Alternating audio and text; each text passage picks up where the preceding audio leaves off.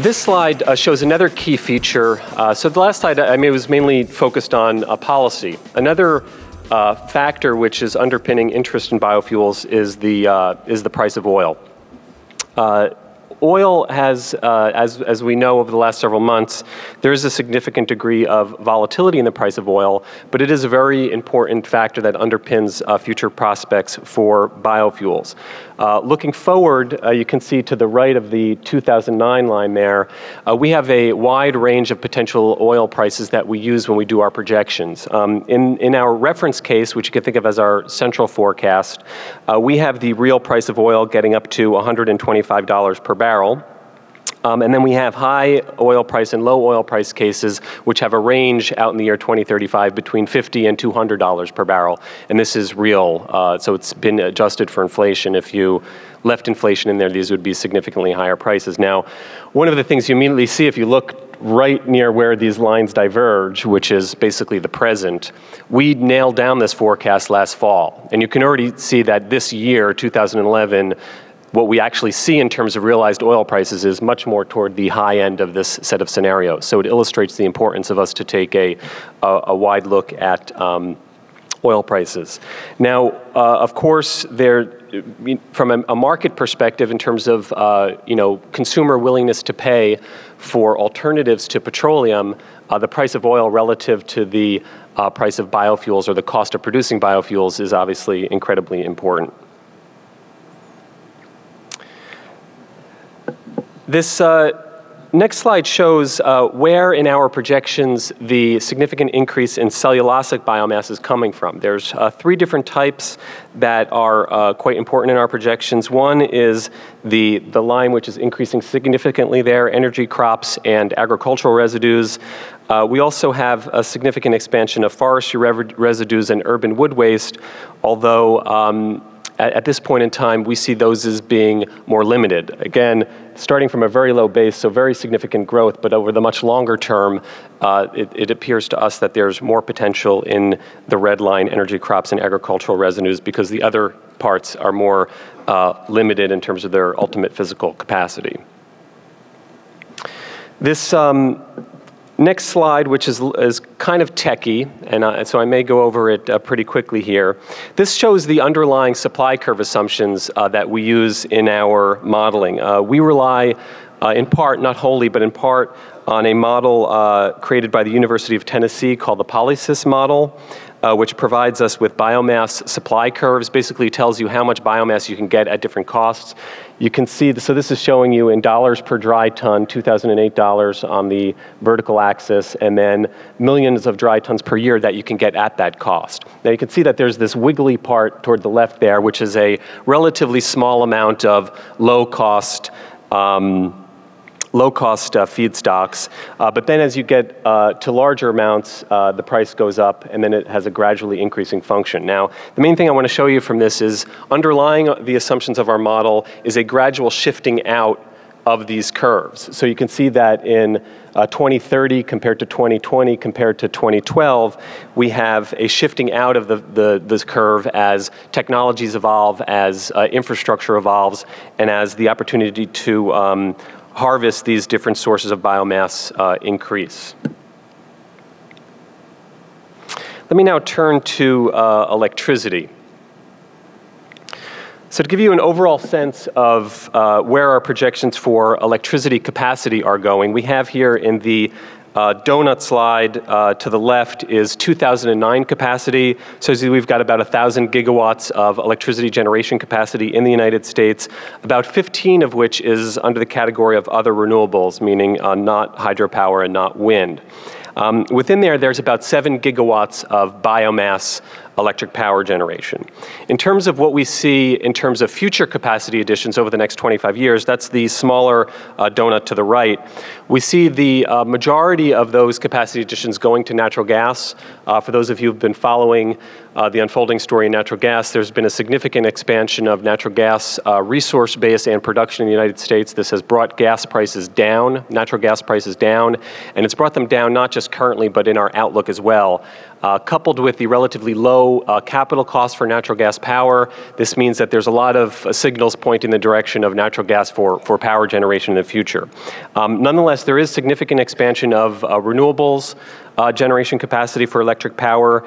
And in the other renewables category there, you see 28 gigawatts, and about 13 of that we're anticipating to be biomass, so a little bit less than half. So digging a bit deeper into this non-hydro renewable part of the electric power outlook, this slide is showing not capacity, but actual generation in our projections. So again, you have the history to the left of the 2009 line, and to the right you have projections, and we've got billion kilowatt hours here of generation from different types of sources. Now you can see that in the near term we're projecting a very substantial amount of this to be coming from wind, but as I mentioned earlier, in our reference case outlook, the tax credits that apply to wind expire in that reference case outlook. I'll come back in a moment to tell you what happens if that isn't the case, but that's what's going on here. So that's why you see a kink with wind, is when that production tax credit expires, there's a significant slowdown in wind. Nonetheless, biomass generation continues to grow, and over the forecast period here, biomass generation increases more than fourfold. Now this is due to a number of different pieces, and in fact what I've broken out here is to further decompose where that biomass generation is. So that's the green part up on the right. You can see it's coming from three different parts. One is industrial combined heat and power, which I've already mentioned earlier. That's the main part of what's already there. This is primarily pulp and paper industry. We also have anticipated growth in the power sector through co-firing with coal. And then a large fraction of this, though, which is the top dark green part, is advanced biofuels cogeneration of electricity, which I referenced when I first began my talk. So this is cogeneration along with cellulosic ethanol, biomass to liquids, and coal and biomass to liquids, which are cost competitive in our outlook. Now, one of the things that I will mention, I might as well mention it now, is that a key feature of this is state-level renewable portfolio standards. And depending upon where you are in the United States, biomass can be one of the more attractive areas to look for renewable generation, particularly if you don't have some of the other renewable generation sources. So let me dig a bit deeper into this. This now focuses on the biomass part of electric power generation. So this is still in billion kilowatt hours per year. Breaks it down in a little bit different than the last figure did, but you do see dedicated biomass power plants. We see a significant increase in co-firing in coal power plants. And then the green part, which is labeled end-use generation, the part there in 2010, which is basically already happening, that's the industrial combined heat and power, but a large part of the increment in end-use cogeneration is in fact cogeneration with biofuels.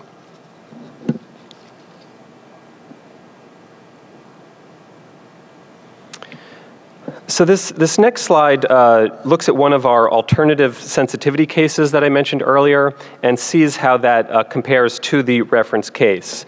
So you can see this is, and again, a billion kilowatt hours per year of generation. We see the current snapshot for 2010, where you've got hydro and other as a significant part. You've got the orangish color is biomass. Now you can see that significantly increasing in the reference case, but we have another case called the no sunset 2035 case, which is basically that we assume that the production tax credits for renewable electricity generation persist and are extended throughout the entire projection period, as opposed to what under current law they do, which is sunset in 2012 and 2013, depending upon the technology.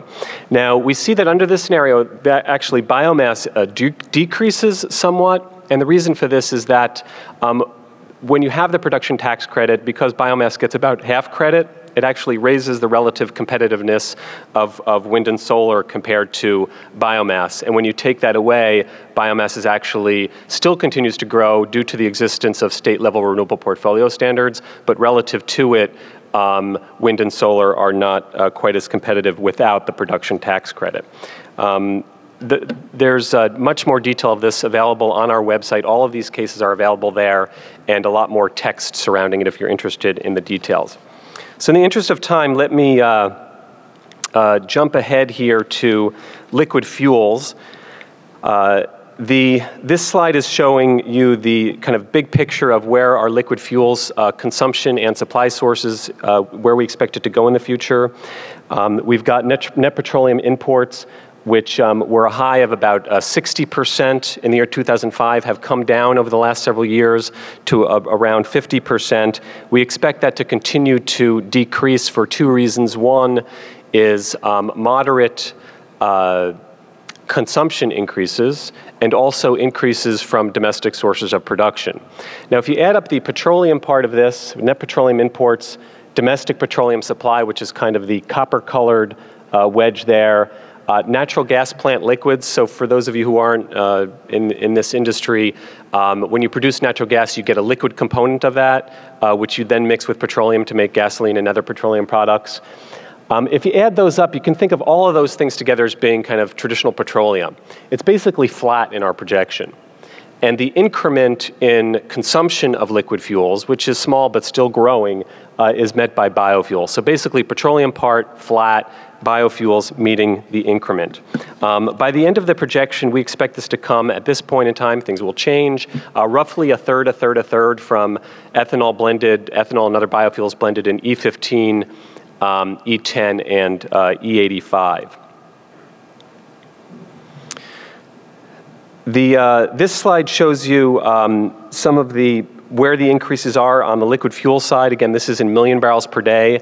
We see corn ethanol, or starch ethanol more specifically, increasing somewhat from its current level. It's gotten very close to the 15 billion gallons per year, which is eligible for renewable fuel credits. Toward the end of our projection, we actually see expansion of starch or corn-based ethanol beyond that level, even without getting renewable fuel credits, due to the increase in the price of oil that we have in our projections. So that isn't a limiting factor in our projections, but of course it does affect industry economics. And as I've mentioned, we see significant additional increases coming from advanced ethanol, including cellulosic ethanol and cellulosic non-ethanol liquids. I'm going to skip this. Just so you know, we do a number of different sensitivity cases on fuel economy standards.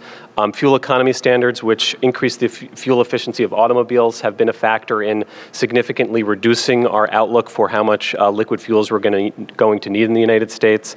The existing fuel economy standards, which go through the year 2016, we think those probably shave off up to 2 million barrels per day off of the long-term U.S. oil and liquids consumption, and the new proposed standards, which will be evaluated over the next several months by the administration, could significantly shave off additional amounts of liquid fuels consumption. There's also impacts on the technologies that you need in the light-duty vehicle fleet in order to use additional renewable fuels. We see alternative or unconventional vehicles getting up to about 40% of the U.S. light-duty vehicle sales by 2035. You can see that a large portion of these alternative vehicles is flex fuel vehicles that can run on E85, as well as a host of other types of vehicles which are mostly being induced by the fuel economy standards, which require higher fuel economy. So another sensitivity case here, one of the things that we've been struggling with and trying to understand, just as I'm sure you all have, is what are the implications for approval of E15 in terms of its implications for biofuels and for the vehicles and infrastructure that we think would be necessary within the transportation sector. What you see in this is one illustration of that need for infrastructure. This is the thousands of stations that can offer E85. You can see in 2017, currently there's it's a relatively small number. We see that increasing over time, in particular toward 2035. You can see between 2022 and 2035 the dramatic expansion in these types of stations that would be necessary. And basically what you see in terms of economics and ease of incorporation to the existing system, when you move from E10, the next easiest thing to do is move toward E15, and then after that, once you've kind of saturated E15 within the transportation sector, you need